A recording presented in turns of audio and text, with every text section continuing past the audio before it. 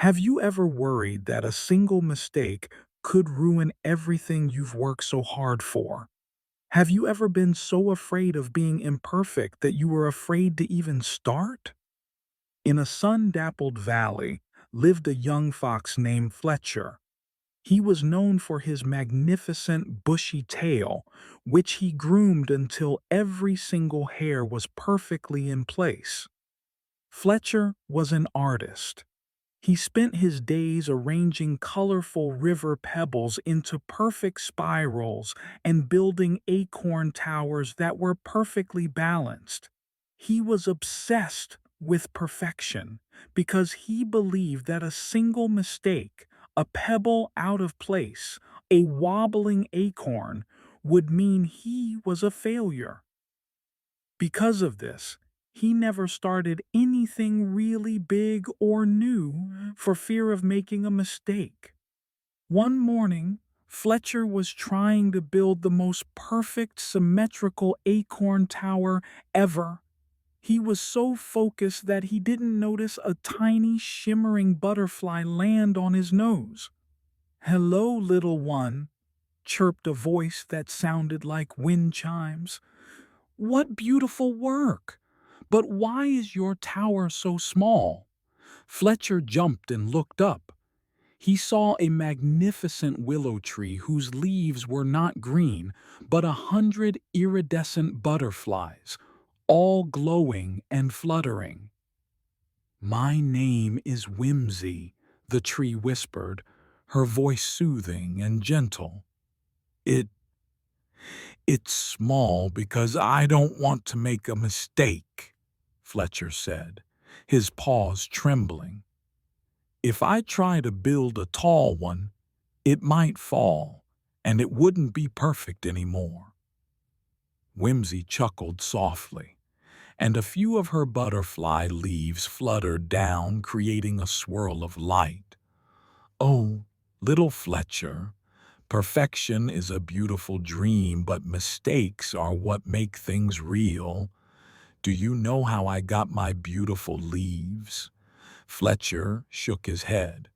Whimsy's branches began to sway, and her voice became like a story told in the wind. "Long, long ago, I was just a plain willow tree. I tried to grow my leaves perfectly, but they were all boring and green. I was so upset that I couldn't be as magnificent as the oaks and the maples that I almost gave up. But a wise old moth told me, 'Whimsy, you are trying to be perfect, but you are not being real. Let a mistake happen.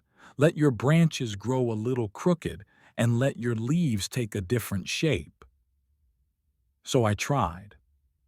I grew a little crooked, and my leaves started to come out in all different shapes and sizes. Then, one day, as a reward for my courage, a magical swarm of butterflies, drawn by my beautiful, imperfect shapes, settled on my branches, and they became my leaves.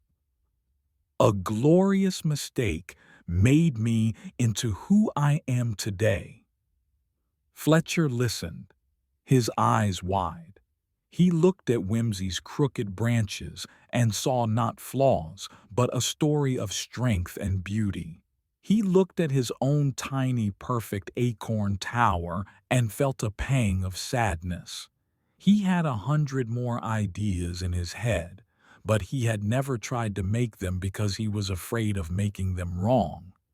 "You see," Whimsy continued, "every mistake is just a piece of a bigger picture. It's a new opportunity. It's not the end of a perfect thing. It's the beginning of a magnificent, unique one. A mistake is just a piece of courage that you can hold on to." Fletcher took a deep breath. He looked at the vast valley around him, the beautiful flowers and the mighty river. They were all imperfect in their own way, but they were beautiful because they were real. He looked at his acorn tower. It was perfect, but it wasn't beautiful. He wanted to make something beautiful. He took a shaky paw and with a gentle push knocked over his perfect acorn tower. The acorns tumbled and rolled across the grass. He felt a moment of fear, but then a new idea came to him. He gathered the acorns, but this time he didn't arrange them perfectly.